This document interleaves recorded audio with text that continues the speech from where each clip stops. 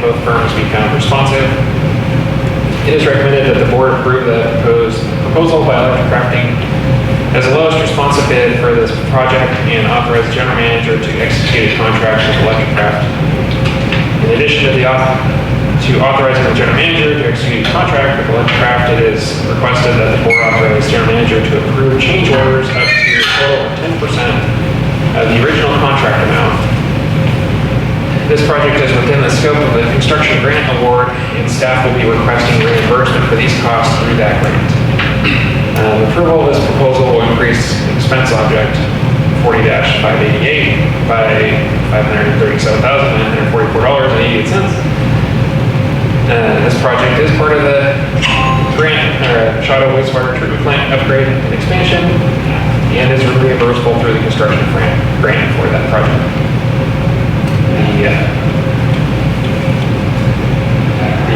recommendation letter is attached as well as the proposal. If you have any questions, we'd be happy to answer them. Just for clarification, this is a different project than what was approved last month. Last month was approval for sludge removal. This is specifically for the switchgear installation and temporary overhead service installation.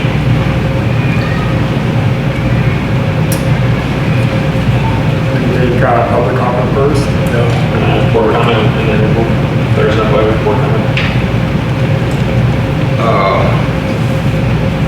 Like I said, you've already got $489,000.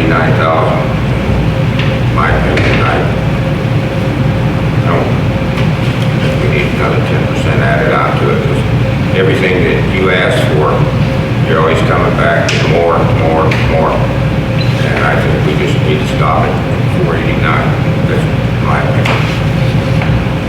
And that is the board's prerogative. If you want to approve a contingency at this point, that's fine. If you would prefer that anything came back to the board, then that's fine as well.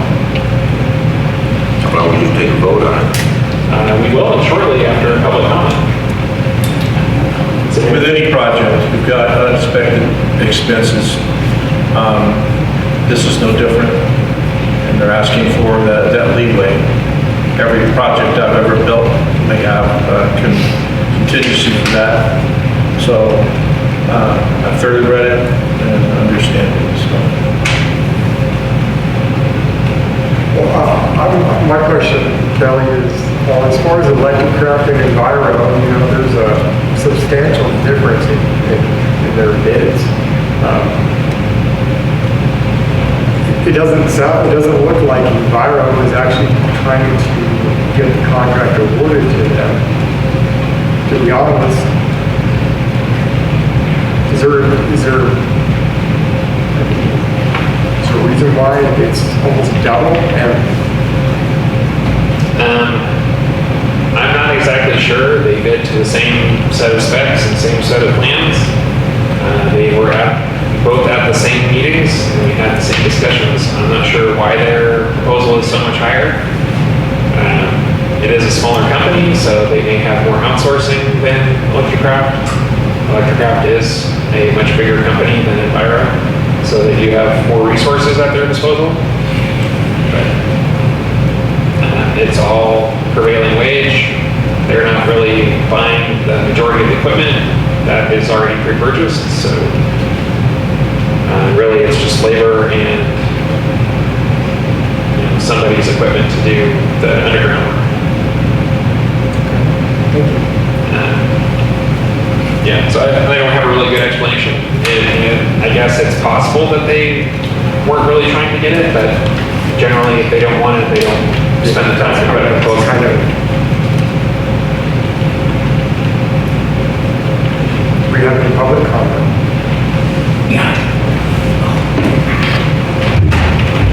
Maybe something to consider. If there were only two bidders and the bids are so different, maybe you should go back out for advertisement and rebid. If you're going to add a 10% add-on that allows the general manager to just keep upping up the price, what's to stop one of the companies from just low bidding and just then adding on? I think you should go out for bid one more time and just see what happens. Maybe it just wasn't properly advertised. Maybe it was legally properly advertised, but maybe it just wasn't timely and people just didn't see it. Thank you.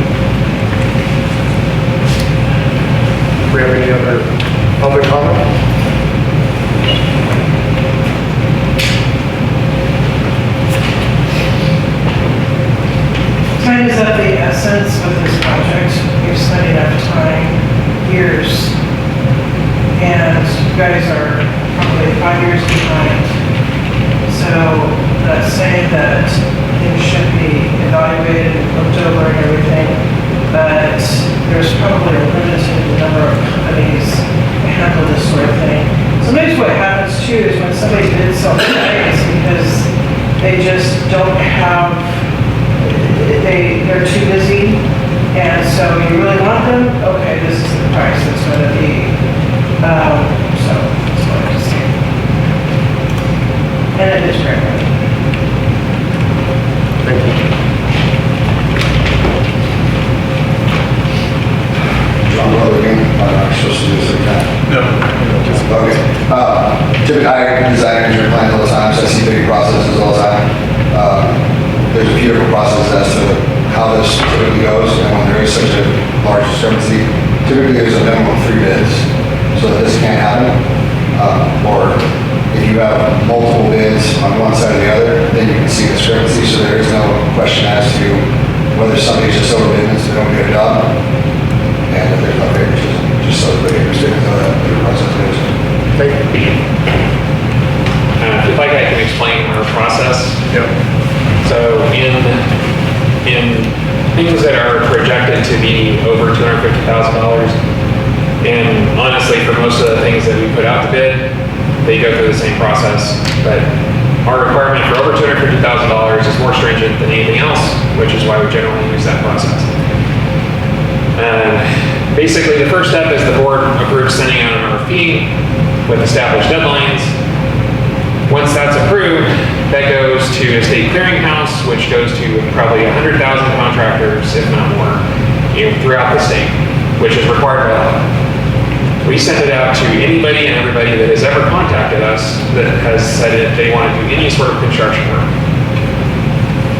We have a pre-bid meeting, which is well advertised in advance. We post it in the paper in advance, and we regularly get emails or calls from contractors who are interested in that particular work for whatever we posted. So we are getting feedback from people, we're just not getting people interested in the job. At the pre-bid meeting, as it says in the packet, we did have 4 firms attend, which is the normal amount that we normally get. We usually get 4, maybe 10 at the most. I think in all the projects that we've ever did in this town, we probably haven't had more than 10 at a pre-bid meeting at all. As to why the other ones didn't approve or didn't propose on it, I couldn't really tell you. I was actually a little shocked that they didn't propose on it. It seemed like all 4 of those firms were interested in doing it. But it could be that the project's too small for them. It could be it didn't fit in the timeline. Part of the cost driver might be because they only have 4 months to do it in. Could be that they're not getting markup on materials. It could be 100 different things. But the opportunity for somebody to notice and to be made aware of any bidding opportunity here is pretty high. As far as whether or not the board should put it back out to bid, if we do that, then that's a minimum of 2-month turnaround, if not 3 months turnaround, probably with a similar result. In previous board action where we put something out to bid of a similar size to this, the price went up. So my recommendation is not to go back out to bid. If you're concerned about the request for the contingency, I totally understand that, and we can approve it without. It's not going to hurt the project one way or the other. If it doesn't end up having to have a change order at that point that would have been approved under that authorization, it'll just have to come back to the board, which will just be a delay. Hopefully we can manage that delay so that it doesn't cause some sort of harm to our namesakes. So if you have any questions regarding how we bid projects or how we notice projects, I'd be happy to go over that. in the auspice of this particular project, but we don't get a high response volume for virtually any project. Even when we go call contractors directly and try to get them to come here, we can't get them to come here. Kelly, I know before when we've had bids, generally have a hard time getting people to come to San Miguel to do anything. And I think that if you've got a choice between two projects and going all the way up here in San Miguel, some people will balk at that. The time constraints for this are, well, if we delay it, is it going to be able to be completed to be able to, conform to the requirements that we have for the grant? So the grant really isn't the problem, because we could delay this for 6 months or 8 months and still meet the grant. The problem is meeting NEM 2.0 requirements, which means that we have to have this all done and installed in enough time that the solar company can connect to it and ask for the interconnection to be activated through PG&E. That's what has to be done in enough time. We have to be done in enough time for them to do their part so that we can ask PG&E to turn it on before our deadline of February 2027. One of the problems with the board is that we have pushed things down the road again and again and again. We keep having things come up, well, I want more information. Well, let's bring it back next month. Well, I want a little more information. And it just keeps getting, but the agendas keep getting longer and longer because we're not proving things. The board has a job to do. Make a decision, and that's what we're here to do. So putting it off, and I hear that over and over again, I don't think is what we need to be doing. We already bought the equipment, correct? Yeah, the board approved purchase of the equipment. It's being built right now. This part of the project is a requirement of the overall treatment plant. This is the point of connection for the entire treatment plant, as well as the solar, obviously.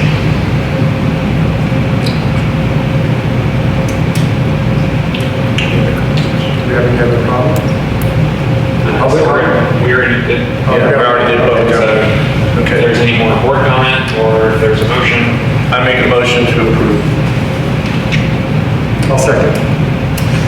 to approve as presented. As That's presented. So we have a motion by Director Smiley to approve as presented, second by Director Beatty. Do a roll call. Director Smiley, Yes. Director Davis, No, and Director Beatty. not with the 48,000.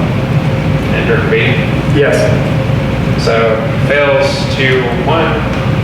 Would you like to make a motion to approve it without the contingency?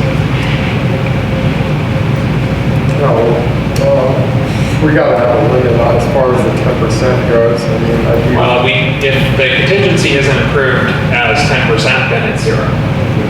So any contingency after that would have to come, or any cost after that would have to come to. No, okay. So I mean, regardless, it's gonna have to come back to the board if it goes up from there. Company's got 489,000 there. Are you saying they're gonna start it and then they ain't gonna finish it unless they get to 48,000? No, the 48,000 isn't a gimme. It's not going to. Well, I know that, yeah. 48,000, as with any contingency, is if something comes up Yeah. and we didn't account for something on our side, or something is not going to work as we thought it would, then that's what the contingency or a change order would be for. That it's only in the event that you actually have a change that is going to cost more. Right. But I'll make a motion to approve it without the contingency, 48,000. Okay, I'll second it. so we have a motion by Director Davis.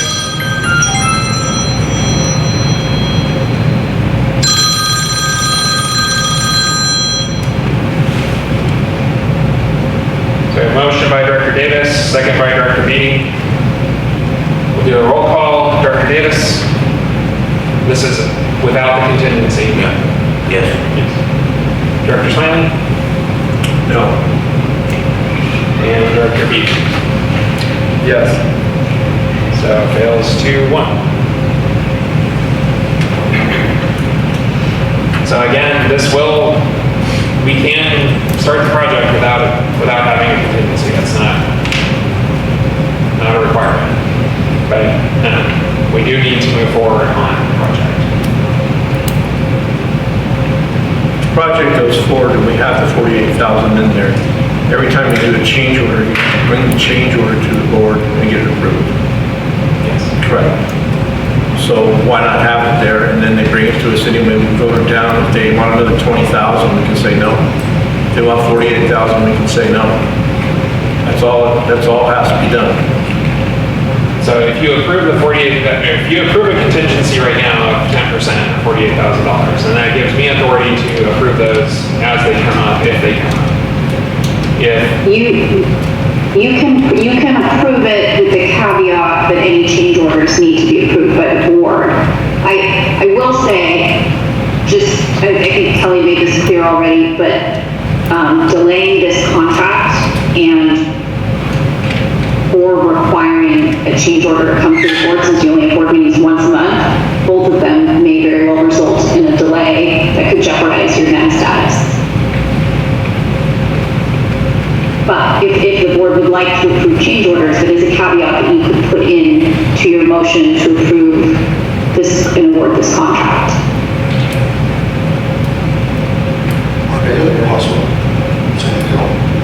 So we already passed public comment. If you want to reopen public comment, then that's up to the board. Yeah, I agree. I think there's a disconnect between the board and what Kelly's saying. I understand what you guys are saying with, like you said, you approve it without the contingency, which means it comes back to the board. Question for you, that doesn't have to be a meeting, right? Any board action has to be at a meeting. It has to be, you can't pull an emergency meeting, we can't approve that the board can make a decision, so there's not just one person making a decision. So that's a possibility that this doesn't sit at the table and go away and waste time. You guys can move forward with the project, and you're not saying yes, and you're getting somebody else's approval of the board. I don't know how that works. That's what I'm asking. I think that's where the confusion lies here, is people aren't understanding how much of a time delay it's going to be, and that doesn't make sense. That time delay is obviously crucial for what it sounds like in this project. So moving the project forward without the contingency will at least get you moving forward, right? Is, I think, what you're trying to say. And that sounds obviously fairly logical. To not table this to another meeting and not have this all together. So I don't know if that helped clarify anything, but that seems like what you're trying to say. That's what I'm trying to say. It doesn't sound like this needs to stop. Yeah, I think, I don't see why we need to delay this anymore. If we need to, if we need another, if there's a change order, I mean, we can call a special meeting within a few weeks, no? Yeah, I mean, if it's something that's going to be a time delay, then we can call a special meeting. It wouldn't be an emergency meeting because it's not an emergency, or doesn't meet the definition of an emergency. But we do need to move forward. So although I would like the board to approve the contingency so that we can move forward without having to come back to the board for a small change order. I understand the hesitation of Director Davis in doing that. But the important part is that the project does still move forward. Because if we even delay this to May, then that means that the contract isn't going to be implemented until June, which means then they're another month behind starting. The change order is paid for by the grant. So any of the costs related to this would be paid for? Yeah, by the grant, so it's not coming out of the district. So we're paying for it out of our pocket to start with, and we're getting reimbursed for it. So it should be. So it's a wash, really, at the end of it. Can we make a motion to approve again? Are we still in public comment? You gave public comment. You didn't ask if there was any, right? I suppose. Yeah, that's right.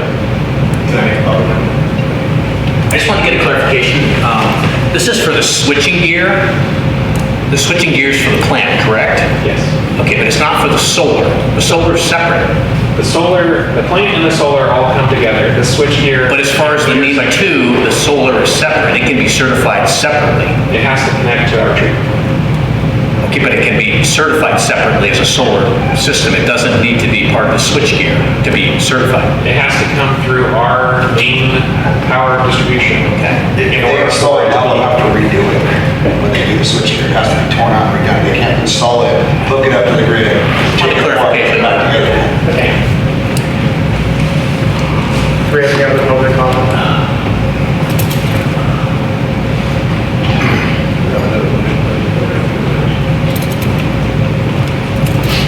You know, I've said this before, it's very important to keep within them too. If we surpass that deadline, the bills for this community are going to go infinitely higher because that cost is going to be so much higher for that electricity for the plant. So it's very important to stay on track. You're not going to raise your thin margin here.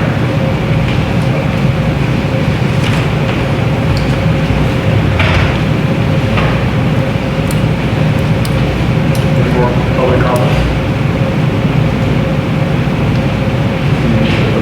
I'll make a motion to approve I'll second.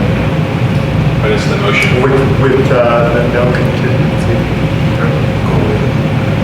So I have a motion by Director Beatty, second by Director Smiley, to approve the contract with And then we'll have the caveat is if a change order needs to come through, we just call a special meeting. Okay. So, motion by Director Beatty, second by Director Smiley, to approve a contract with Electrocraft for $489,040.80. And approve a budget increase of $489,040.80 to the fiscal year 2025-26 budget, not to include any change orders. Change orders can come back at a special meeting. So we'll do a roll call. Director Smiley? Yes. Director Davis? Yes. And Director Beatty? Yes. Passes 3-0.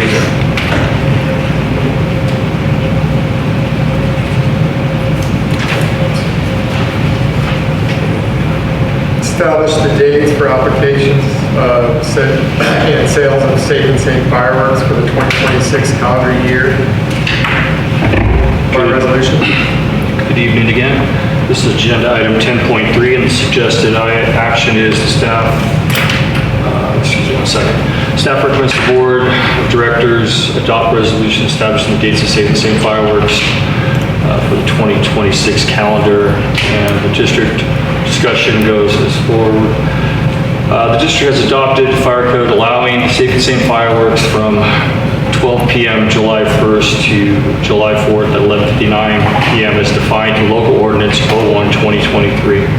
The filing period for the acceptance of permits for fireworks and sales applications of Safe and Sane fireworks shall be May 1st, 2026 through Friday, June 5th, 2026 by close of business as the permit filing period for Safe and Sane fireworks applications. Only complete applications will be accepted by the board clerk at 1765 Bonita Place, San Miguel, California, 93451 during business hours. No incomplete applications will be accepted.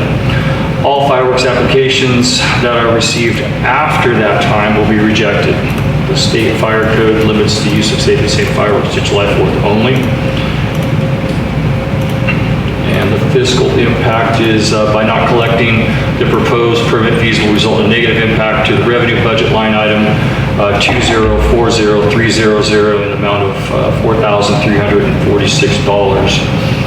Permit fees collected offset the actual cost, providing additional staffing for the fire department during the sales period.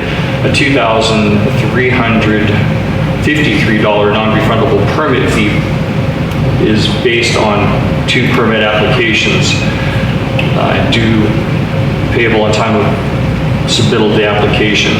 Is to be charged to those organizations who desire to sell Safe and Sane fireworks in order to cover the district's reasonable cost for administrating and enforcing the provisions of Ordinance 01/2023. The total fees collected shall not exceed or be less than $4,506 for any single permit. So if you only have one application, the entire burden is covered in that one permit. And that's the bottom line of it. A single permit will cover that cost, or it'll be split up equally up to 3 permits throughout the district. And these fees are non-refundable.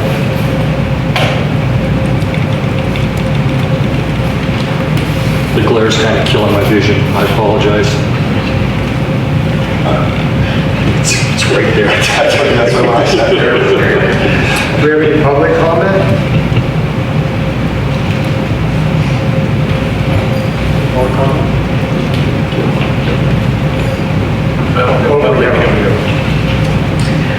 I just want to say that I'm very excited. It's our 250th anniversary for our country. And so it would, it's just a special year for us to gather together and have the fireworks and everything. I think that our community is, so much of that is around that whole 4th of July and getting to, with your neighbors and whatnot. I see that you have several things on the agenda for the Safe and Sane, and so I'm excited to and hope that all the directors feel the same way, that, celebrating our 250th, very patriotic time. So it's wonderful.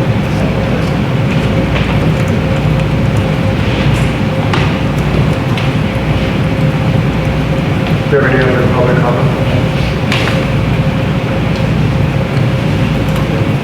Or comment? No? The board comment? Do you make a motion? Motion to adopt. I'll second. The motion by Director Smiley, second by Director Beatty, to approve resolution establishing the dates of application and sales for Safe and Sane fireworks for 2026 calendar year. On the vote, Director Smiley, Yes. Director Davis, No. and Director Beatty. Yes. So fails 2-1. Well, that's not very patriotic. It's socialist or something. Hey, no, I serve this country. Don't tell me I'm Hard to tell. patriotic. Okay. Any other board comment or motions? Table it, and bring it back. I have a comment. Whether you have Safe and Sane fireworks or don't, it isn't going to result in anything. You're going to get fireworks everywhere else. More dangerous fireworks. You already have a problem. You vote this down, the ones that you can keep under control, the families are using and are watching them, they're going to go get the illegal fireworks. Everybody's going to get them. I got them when I was a kid. It was illegal in Paso Robles. Everybody had illegal fireworks. They went to Mexico and brought back a van full and sold it all to everybody. So I think we ought to have something that we can use that is not as dangerous as the ones that they're going to use. And if they can't get those, they're going to go out and get the ones that are more dangerous. So I think it's short-sighted. Any other board comment? If I can make a comment, directors, if you don't mind. I think the fiscal impact is the biggest issue that the fire department faces, because the fees provide staffing for 4 days. Historically, the 4 days are very busy. People are traveling through town, and there's accidents. There's small fires that we respond to and mitigate rather quickly because we have people on board. So we would have to back those fees out as the fiscal impact states, and we would not have staffing, especially because the 4th of July is on a Saturday this year. And our staffing model for a Saturday is currently one person on staff between 8:30 and 4:30, and beyond that into a PCF model. That's just something to consider. The fiscal impact is the driving force. Director Beatty, you wanted to table it. Is there any other directors in favor? If we can't get an agreement, that'd be awesome. Does any other director want to table it? I don't want to table it. Just vote it down. Director Smith? I say let's go ahead and table it to the next meeting and come to a better consensus about it. Okay.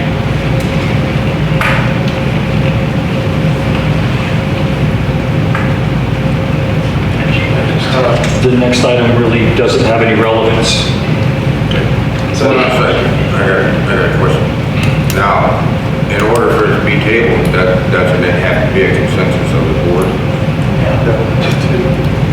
so any item could be on an agenda by the will of 2 board members.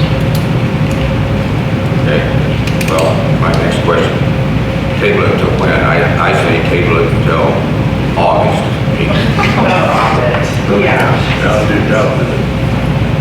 When would you like to table it to? We're having a meeting on the 7th, Next meeting, next regular meeting. 28th.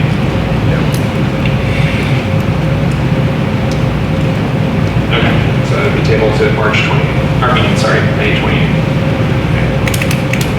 If I may, the commander from North County Sheriff's Department just showed up. I'm sure she was detained reasonably. Maybe you might want to entertain her report so she can on her business. Come on down. Wait, I'm sorry, you guys, did open up the next item, and so in order to take a separate agenda item out of order, you're just gonna have to vote real quick to take that agenda item, the prior agenda item out of order before you move on to the next one. The next item would be the permits for the calendar year, and they don't approve a sales duration, then I would assume that this item You still have to take a public comment on it, you still have to go through the motions, but if you want to take a report, that would, we already have bypassed, we need a vote from the board to take that agenda item, that report item out of order. Is all I'm saying. I move that we move number 4 to our stated meeting of May 28th, is that what you said? Table it until then. So we need a public comment first. So Do we have any public comment on item on item number 4? Review and approve safe and safe firework permit fees for the 2026 calendar year by resolution.